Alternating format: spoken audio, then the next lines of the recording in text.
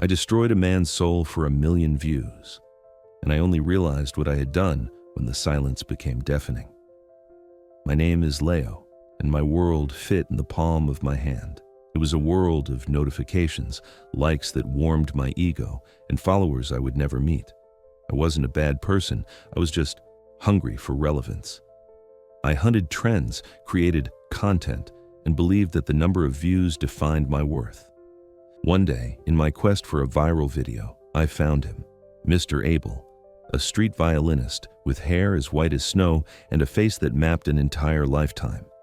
He didn't play for money, he played because music lived inside him. His old violin sang melodies that seemed to stop time. To me, he wasn't an artist, he was an opportunity. I turned on my phone camera. I approached him with a fake smile and a bill in my hand. "Sir," I said, "I challenge you to play the most off-key music the world has ever heard, the music of silence.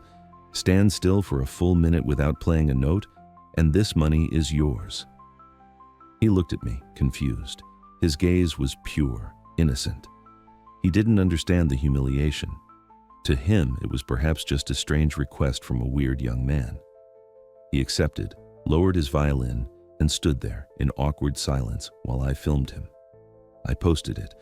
The title was, "The Day Money Silenced Music." It went viral. Within hours, millions of views. The comments were a flood of laughing emojis, people calling me a genius, others mocking the old man who sold out for pocket change. My phone wouldn't stop buzzing. I felt on top of the world.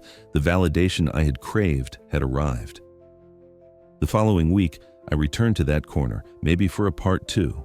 But Mr. Abel wasn't there. His music wasn't there. Only the city noise remained.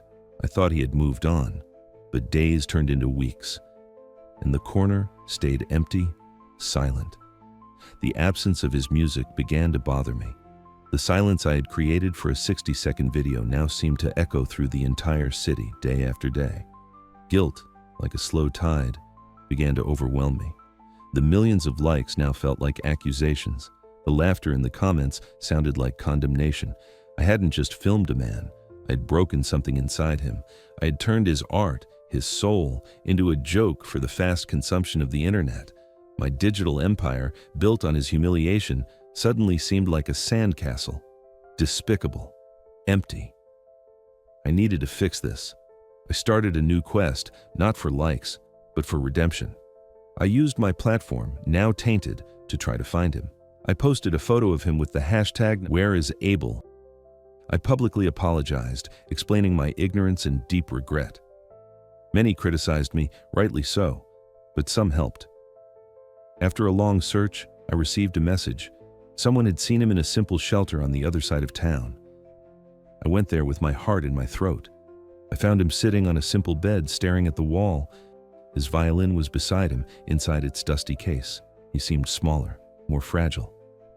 I approached, and the words stumbled out. "Mr. Abel, forgive me. I was cruel, foolish. I didn't understand. The world needs your music. I need your music." Tears ran down my face. I wasn't filming. There was no audience. It was just me and the man whose dignity I had stolen. He looked at me, and for the first time, I saw a faint light in his eyes. He said nothing. He just pointed to the violin case. I opened it. With trembling hands, I handed the instrument to him. He held it as if it were a long-lost child. And then, in that silent shelter, he began to play. It wasn't a happy melody, nor a sad one. It was a melody of forgiveness, of rebirth. Today, the corner's no longer empty, and I'm always there, not with my phone in hand, but with my soul open. I use my platform to amplify his voice, sharing his performances so the world can know the artist I almost silenced. All money raised goes to him. I learned the hardest way that true connection isn't in the likes we receive, but in the respect we give. One click can build an empire of vanity, but it can also destroy a world of dignity. In the end, the choice is always ours.